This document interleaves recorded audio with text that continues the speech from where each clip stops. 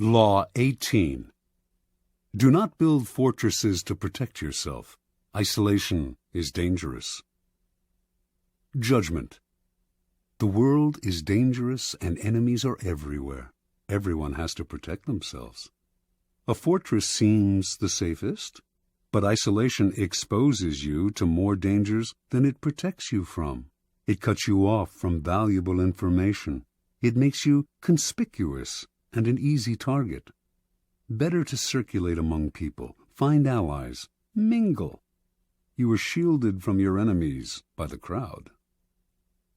Transgression of the law. Qin Shi Huangdi, the first emperor of China in 221 to 210 BC, was the mightiest man of his day.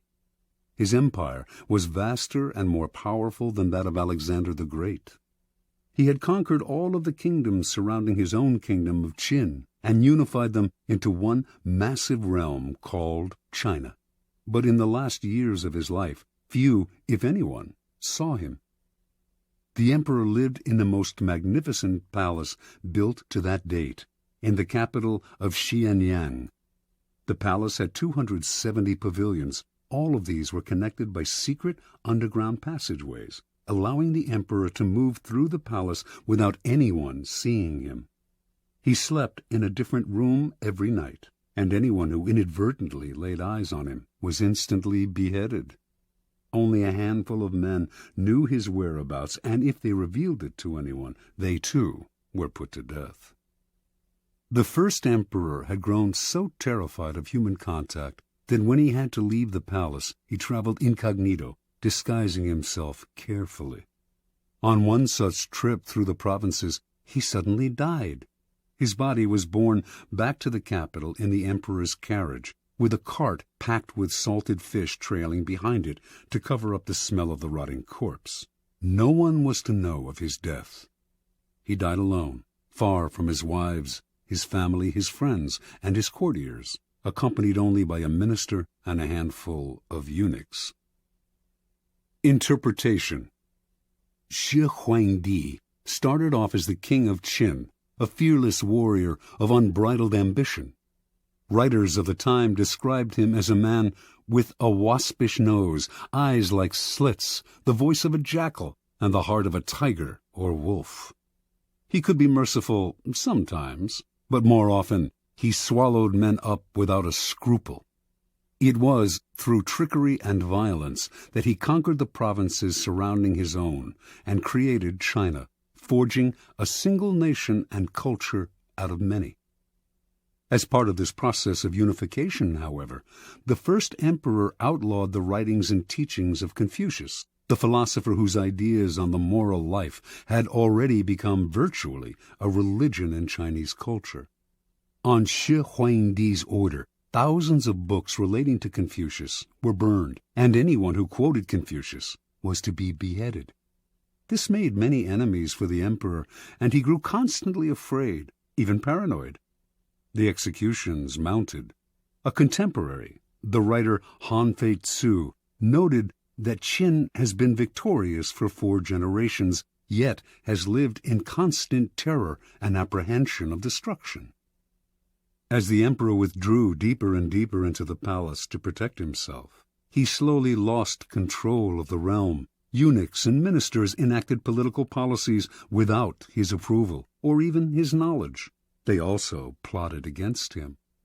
By the end, he was emperor in name only, and was so isolated that barely anyone knew he had died. He had probably been poisoned by the same scheming ministers who encouraged his isolation. That is what isolation brings. Retreat into a fortress, and you lose contact with the sources of your power. You lose your ear for what is happening around you, as well as a sense of proportion. Instead of being safer, you cut yourself off from the kind of knowledge on which your life depends.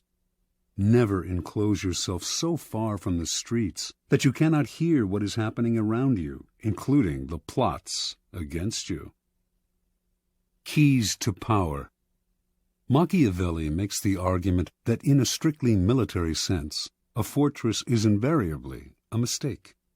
It becomes a symbol of power's isolation and is an easy target for its builder's enemies. Designed to defend you, fortresses actually cut you off from help and cut into your flexibility. They may appear impregnable, but once you retire to one, everyone knows where you are, and a siege does not have to succeed to turn your fortress into a prison. The danger for most people comes when they feel threatened. In such times, they tend to retreat and close ranks to find security in a kind of fortress. In doing so, however, they come to rely for information on a smaller and smaller circle and lose perspective on events around them. They lose maneuverability and become easy targets, and their isolation makes them paranoid. As in warfare and most games of strategy, isolation often precedes defeat and death. In moments of uncertainty and danger, you need to fight this desire to turn inward.